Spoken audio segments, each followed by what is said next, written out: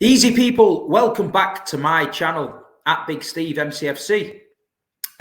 Weekend game, Nottingham Forest at home, Manchester City 2, Nottingham Forest 0.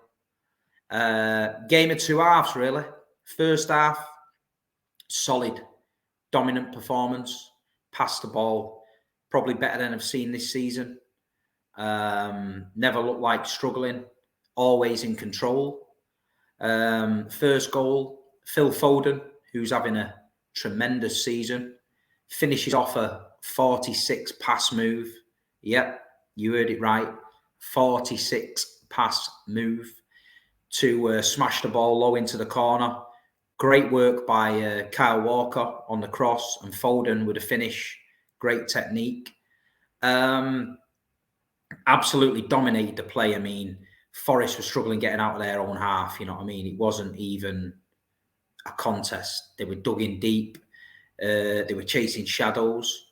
And then the second goal, great ball in by Nunes. Looped it high in the air. I mean, I'm for one. I like these balls in the box because Erling Haaland can outjump anyone in there. And it was perfect for him. He just outjumped everybody. Bang, smashed it in 2-0. You're going in at half time. You're 2-0 up. Never looked like conceding. Not really a threat, Forest. Half time on the concourse, 115 to 117's bouncing. Everyone's having a great time. Thinking, job done, 6 out of 6. Just getting to my seat. Second half, bang. Rodri, sent off. Him and Morgan Gibbs-White, who's an absolute shithouse, by the way, of a player. Didn't used to mind him, but I watched him, little niggly bastard. You know what I mean? Just worming away and falling on the floor and trying to get people sent off and things like that. He's obviously got into Rodri's brain. Rodri's fell for it, put two hands around his neck, like Homer Simpson and Bart Simpson, you know what I mean? Just throttled him a bit. And yeah, straight red. So, shit. Then you start thinking about the games. Newcastle, okay. Wolves, okay. Arsenal away.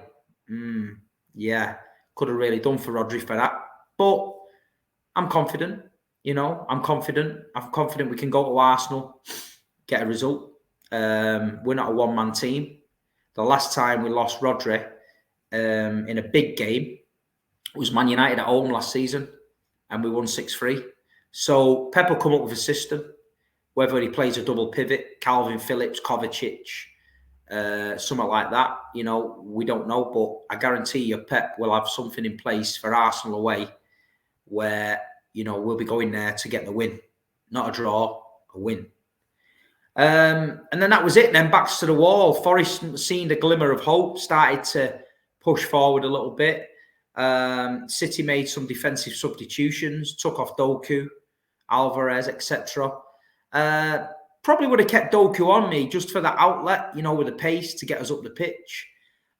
Forest made substitutions, Hudson-Odoi, Elanga, Chris Wood, Origi, all came on. So you know what they're doing. They're going to throw the kitchen sink. We did ride our luck a little bit at times. They did get round the back of us. Edison, special mention, made some great saves. So we did ride our luck. But listen, we saw the game out. We calmed it down. We dealt with it. Nathan Ake and the boys came in, dug deep. We got the win. 2-0, 6 out of 6, clean sheet, 10 men. Not a bad day at the office, to be fair. Not a bad day at the office, to be fair. Nottingham Forest have had an up and down start to the season. They've won at Chelsea. But there's levels to this, and City just controlled the game. Even with 10 men under pressure, we controlled it. And I think it was a good result. We move on. We keep moving. Considering we were told that we were going to struggle this season, there's going to be a drop-off. You can't lose Gundogan, Laporte, Mahrez and players like that and expect to keep on the same trajectory. Well, we are. We're probably better than that. We're probably one of the best starts to the season we've ever had. You know what I mean? But no, it was pleasing. Guardiola was back in. Good to see him back in there. Looking a decent player. Ruben Diaz and Guardiola at the end were throwing themselves in front of tackles and blocks. Akanji came in, did okay. Kyle Walker again, rolling back the years. Julian Alvarez, really glad to see Alvarez getting minutes on the pitch at the minute. I don't know what you guys think. Is this position where Alvarez should be, just behind Erling Haaland? And Big Earl scored again. You know what I mean? He's dangerous. He's dangerous. But we got the win. We got the 3 points. We can't dwell on Rodri too much. And we move. Tomorrow night, Newcastle away, Carabao Cup. Going to be a strange one, this. Because if we beat these and go through to the next round and win that, our next game is when we're in Saudi Arabia. I think the same happened to Liverpool a few years ago and they had to field the kids.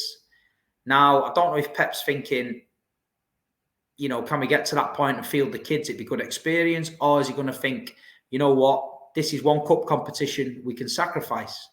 That's not being arrogant. That's being realistic. If we want to defend our Champions League trophy and the Premier League title, I think most City fans would sacrifice the Carabao Cup for this. So it'll be interesting tomorrow. All eyes on the lineup at St. James's Park. I'm going down there tomorrow, up there, wherever it is. It's usually always fucking freezing. Them stairs, 50-odd flights of stairs you got to walk up to get to the top are always a nightmare, especially when you get beat coming down. Not the best. But it'd be interesting to see tomorrow. There's a couple of players now that Rodri is missing that need to step up. Kovacic, Nunes, and especially Calvin Phillips. We've been calling out for Calvin to get involved more, have more minutes. Well, it looks like he's going to get his chance.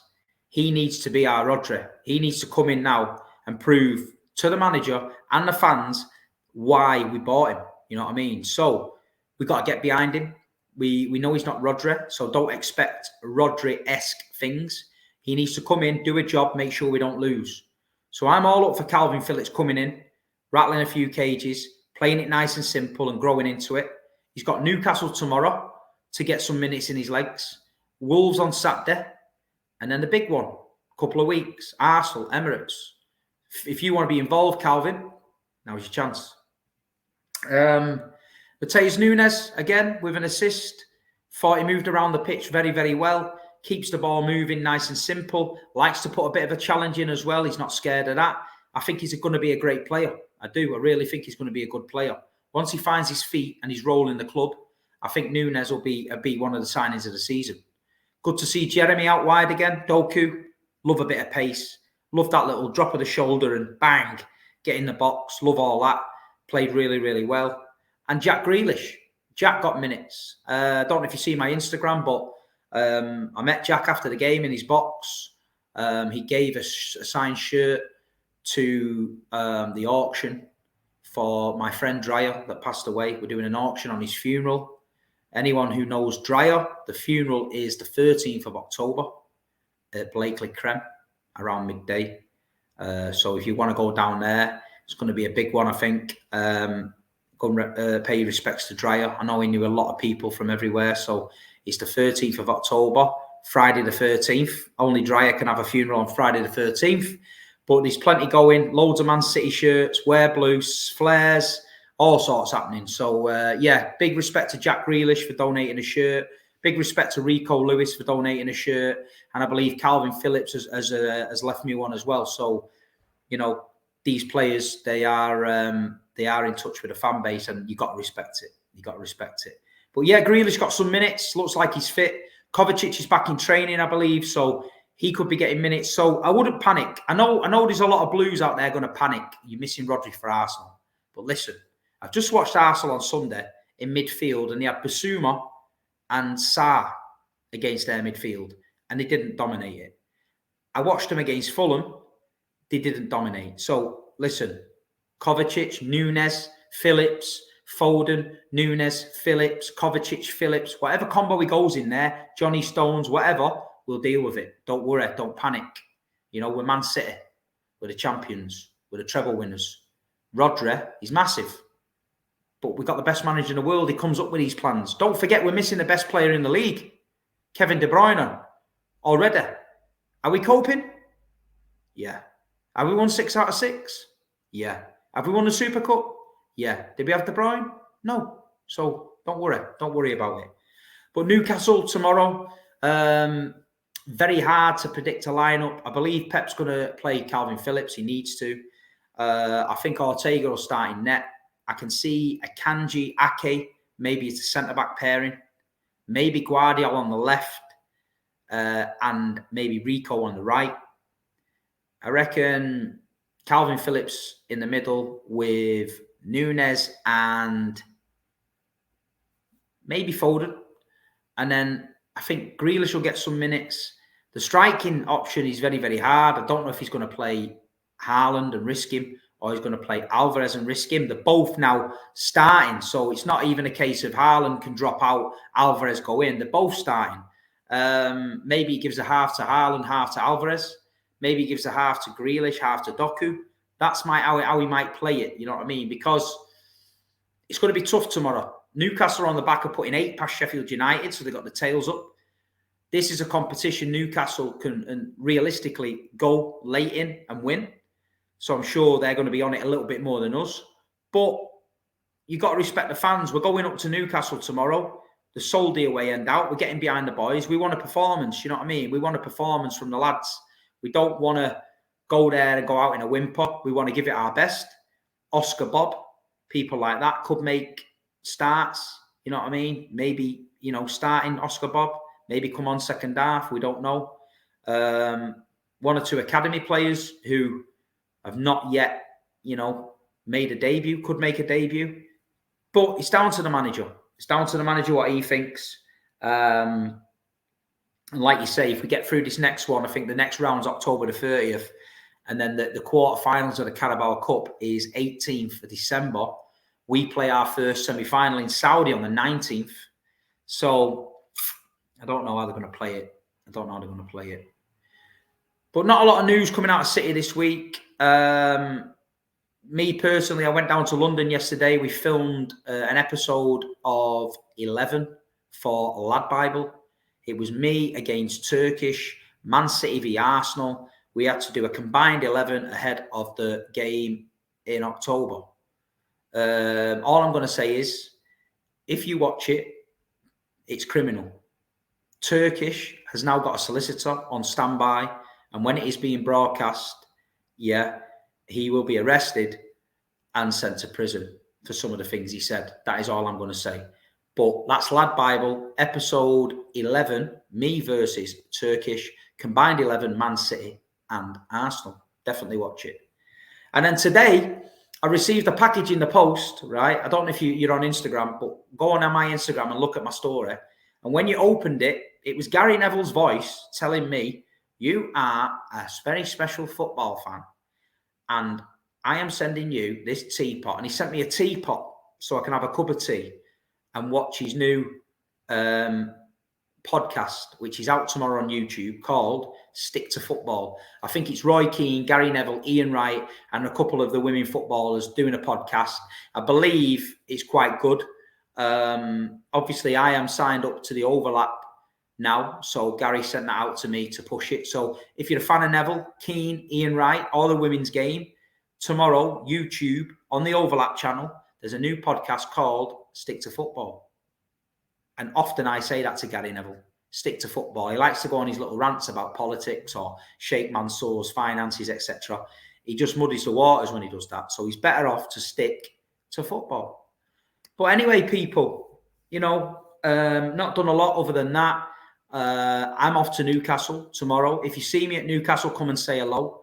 I believe the boozer is the boozer outside the train station. It's like a Witherspoons. I think a lot of City fans are going to go in there. So I might have a look at that. And then we got Wolves on Saturday. Another tricky game. Wolves are already scrapping and scraping for what they've got. Molineux's always pretty tough, you know what I mean? Last couple of times there, we've had some good results. But we just got to be patient. Efficient.